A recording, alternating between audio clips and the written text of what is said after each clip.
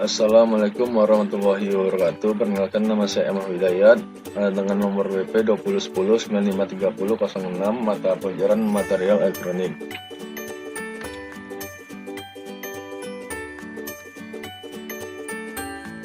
Di sini yang pertama bahan semikonduktor. Semikonduktor intrinsik adalah bahan semikonduktor murni atau belum diberi campuran pengotoran, di mana jumlah elektron bebas dan hole-nya adalah sama sehingga memungkinkan perpindahan muatan. Perpindahan muatan pada umumnya terjadi karena dua sebab, yaitu karena adanya perpindahan elektron bebas dan karena adanya perpindahan hole atau lubang.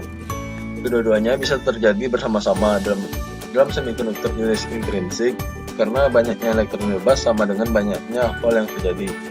Selain itu, konduktivitas semikonduktor intrinsik sangat rendah karena terbatasnya jumlah pembawa muatan hole maupun elektron bebas. Contohnya itu germanium atau Ge dan silikon atau Si. Keduanya mempunyai 4 elektron valensi. Selanjutnya, semikonduktor ekstrinsik. Semikonduktor ekstrinsik adalah semikonduktor yang sudah dimasukkan sedikit ketidakmurnian atau doping. Pemberian doping dimaksudkan untuk mendapatkan elektron valensi bebas dalam jumlah lebih banyak dan permanen, yang diharapkan akan dapat menghantarkan listrik.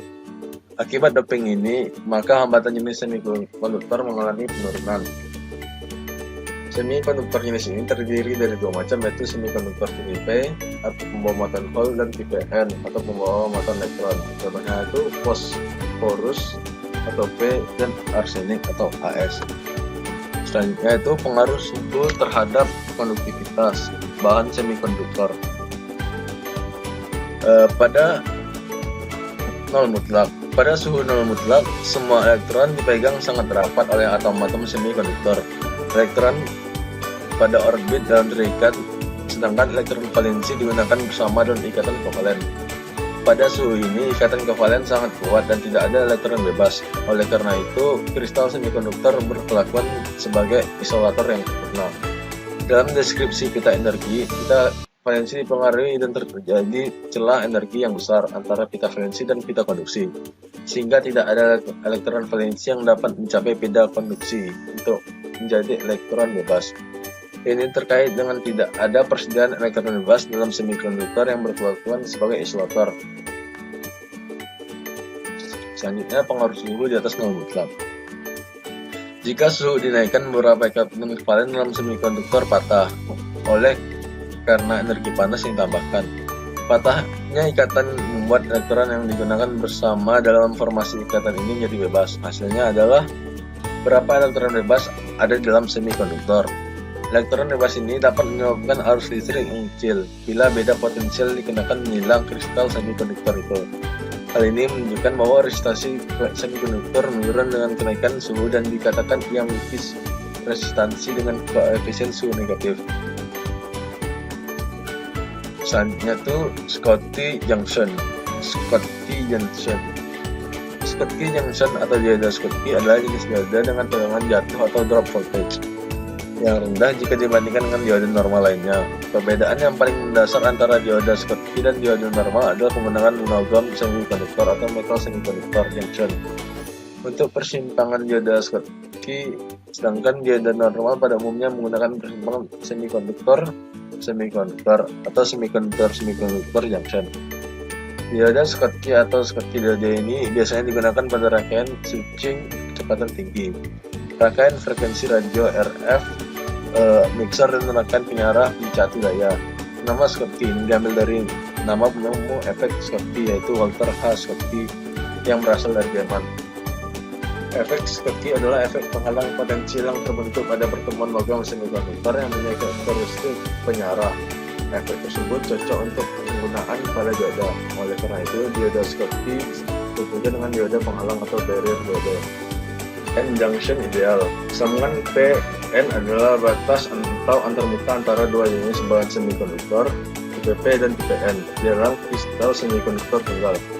Sisi P atau positif berisi kelebihan lubang, sedangkan sisi N negatif berisi kelebihan elektron, dikulit berluar atau meteral yang secara elektrik ada. Ini memungkinkan arus listrik melewati persimpangan hanya dalam satu arah.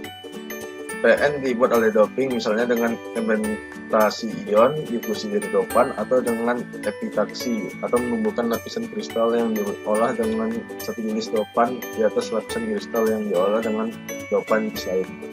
Jika dua bahan terpisah digunakan, ini akan memperkenalkan batas butir antara semikonduktor yang akan sangat menghambat penggunaannya dengan menyambarkan elektron dan lubang.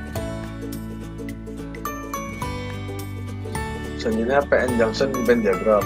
Untuk tipe N semikonduktor dekat Fermi EF terletak dekat tepi pita konduksi, EC tepi untuk P jenis semikonduktor, EF terletak dekat tepi kelambu band P. Ketika persimpangan PN dibangun, Fermi energi EF mencapai nilai konstan. Dalam skenario ini, P sisi pita konduksi tinggi. Demikian pula PN sisi kelambu tepi band akan berada pada tingkat tinggi dari PCN. N sisi konduksi band tepi P side. Perbedaan energi ini dikenal sebagai energi penghalang. Energi penghalang adalah EB sama dengan E JP dikurang PCN sama dengan EFP dikurang EUN. Jika kita menerapkan bias maju dengan P di persimpangan, maka energi penghalang berkurang sebelah EV, dan jika P adalah sebaliknya, bias diterapkan meningkat energi penghalang oleh EV. Terakhir yaitu komponen-komponen semikonduktor. Beberapa komponen elektronika menggunakan bahan dasar semikonduktor di dalamnya, dan komponen ini banyak kita temukan dalam rangkaian elektronika karena fungsinya memang sangat penting.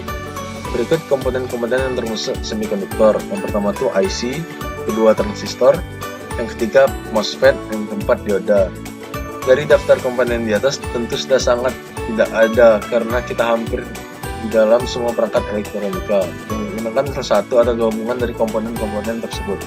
Jadi peran semikonduktor akan bekerja dengan teman-teman yang ditunjang oleh komponen-komponen lainnya seperti transistor dan kapasitor. Sekian dari saya, maaf kalau ada salah kata. Assalamualaikum warahmatullahi wabarakatuh.